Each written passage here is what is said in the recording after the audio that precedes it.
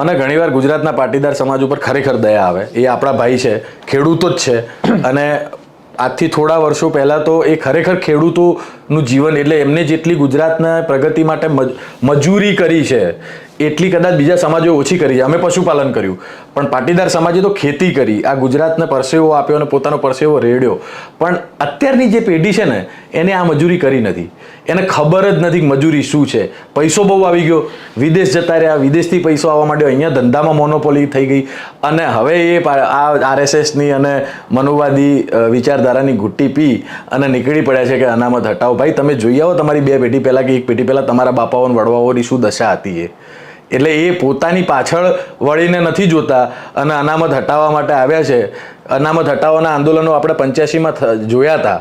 ગુજરાત એકમાત્ર એવી ધરતી હતી કે જ્યાં અનામત વિરોધી આંદોલનો થયા હતા, અને એમાં સૌથી બળી ચડીને પાટીદાર સમાજને, જેમ પહેલા રાજાઓ લડતા ને એટલે કિલ્લાના દરવાજા તોડવા માટે ઊંટીઓ રાખે, એટલે કે હાથીને વાગે નહીં. આમાં હાથીને ના વાગે એટલા માટે આ પાટીદાર સમાજનો ઊંટિયાની તરીકે ઉપયોગ કરવામાં આવે છે, મને એવું લાગે છે. એટલે ક્યાંય ને ક્યાંય કોઈ ષડયંત્રનો ભાગ બનાવવામાં આવે છે. મને એવું લાગે છે કદાચ એવું તો નહીં હોય ને કે આજ જે તમે વાતચીત કરી, પાટીદાર સમાજ ખેડૂત હતો, ખેડૂત એટલે બહુ મહેનત કરી, બીજા કોઈ સમાજ કરતાં પણ વિશેષ મહેનત કરીને એ સમાજ એ સત્તા સુધી પહોંચી ગયો હવે, અને એ લોકોના આંખમાં કણાની જેમ ખૂંચે છે, કારણ કે અત્યાર સુધી મુખ્યમંત્રીનું પદ પાટીદાર જોડે જ રહ્યું છે. સમજ્યા? તો મને એવું લાગે છે ખાસ કરીને કે પાટીદારને આવી રીતે તો સીધી રીતે તો હટાવી નહીં શકે. તો હટાવવા હોય તો કેવું કરવું જોઈએ? બીજા સમાજો એનાથી વિરોધમાં આવે, એમના ધારાસભ્ય ના બની શકે, ધારાસભ્ય ના બની શકે તો એમના મુખ્યમંત્રી ના બની શકે. તો આવી રીતે કદાચ એમને હટાવવાનું ષડયંત્ર બહુ છે. એટલે ફક્ત આપણે જો અનામતની વાત કરીએ અને આ આંદોલનો તો ઠીક છે, આ બધા તો પોલિટિકલ, એટલે અહીંયા જ્યારે 70માં આંદોલનો થયા ત્યારે પણ એની પાછળ પડદા પાછળના જે કારીગરો હતા એ આરએસએસ અને સંઘ પરિવારના લોકો હતા એવું મેં સાંભળ્યું છે. અને અનામત વિરોધી જ્યારે આંદોલનો થયા 85ની સાલમાં, ત્યારે પણ એની પાછળ આરએસએસનો બહુ મોટો રોલ રહ્યો છે ગુજરાતમાં. આ આંદોલનોથી એક આખી ગુજરાતમાં એક પરિસ્થિતિ ઊભી કરવી, દબાણની રાજનીતિ કરવી, આ આરએસએસ અહીંયા લેબોરેટરી તરીકે ઉપયોગ કરે છે. મનુવાદી લોકો આનો ઉપયોગ કરે છે.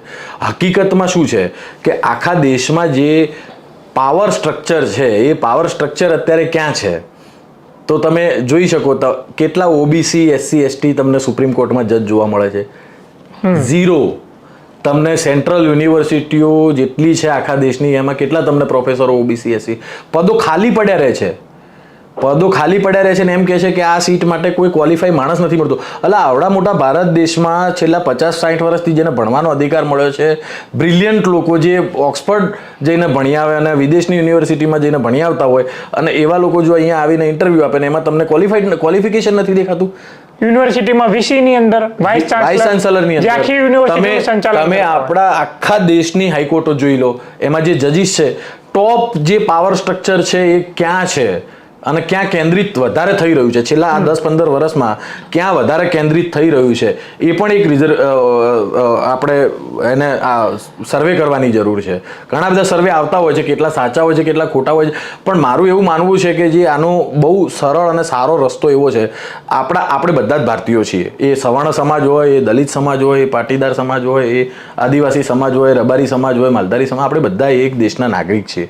અને આ દેશમાં મારી પહેલી ફરજ એ આવે કે જો હું આગળ છું તો મારી ફરજ એ આવે કે મારો જે ભાઈ પાછળ છે ને મારાથી, એની આંગળી પકડીને હું આગળ લઈ. બિલકુલ. પણ એ ભાવના જે છે દેશભક્તિની, આ રાષ્ટ્રભક્તિના જે આખા નારા લગાવે છે ને, લોકોને હિન્દુ મુસ્લિમમાં લડાવે છે ને, આ ખરેખર દેશદ્રોહી લોકો છે. જો તમારામાં ખરેખર રાષ્ટ્રભક્તિની ભાવના હોય ને તો તમારાથી જે પાછળ છે ને એને આંગળી પકડીને આગળ લઈ જવાની જવાબદારી તમારી છે. એ આ દેશમાં લોકો કરતા નથી, અથવા બહુ ઓછા લોકો કરે છે.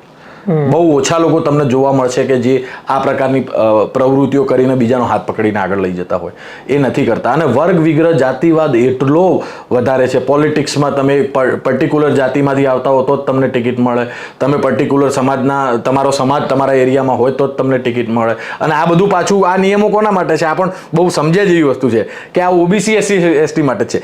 એસસીમાં તો જે રિઝર્વ સીટો છે એના સિવાયની એક મને તમે બતાવો, દરેક પાર્ટીમાં એક બતાવો કે તમે તમે કોઈ બીજી જે રિઝર્વ નથી એના સિવાય તમે સીટ આપી હોય, તમે એક સીટ બતાવો કે જે આદિવાસી રિઝર્વ છે એના સિવાય 12 સીટ એટલે આપી એના હોય. એક અને 2% 3% વસ્તી હોય એની 45 ધારાસભ્યો હોય, 30 ધારાસભ્યો હોય અને બધે એમને ટિકિટ મળે. એ સર્વમાનિત નેતા થઈ એટલે જાતિ જે છે એ ઓબીસી એસસી ના સમાજના લોકોને મળે છે કે તમે પર્ટિક્યુલર જાતિના નેતા છો અને અમે સવર્ણ સમાજના છીએ તો અમે સર્વ સમાજના નેતા છીએ. સર્વ સમાજના નેતા હોવું એમાં ખોટું નથી. નહેરુ એ સર્વ સમાજના નેતા હતા. નહેરુને આ દેશના મુસલમાનો સ્વીકારતા હતા, આ દેશના ક્રિશ્ચિયનો સ્વીકારતા હતા, આ દેશના હિન્દુઓ સ્વીકારતા હતા, આ દેશના આદિવાસીઓ સ્વીકારતા હતા. એ સર્વ સમાજના નેતા હતા. પણ એ નહેરુ જેટલું કેલિબર અને નહેરુ જેટલી મહાનતા પણ હોવી જોઈએ ને. આજે સંસદમાં બેસી નહેરુને 10 ગાળો બોલો એ જુદી વસ્તુ છે, પણ એના માટે નહેરુ થવું પડે, નહેરુને વાંચવા પડે, નહેરુને સમજવા પડે.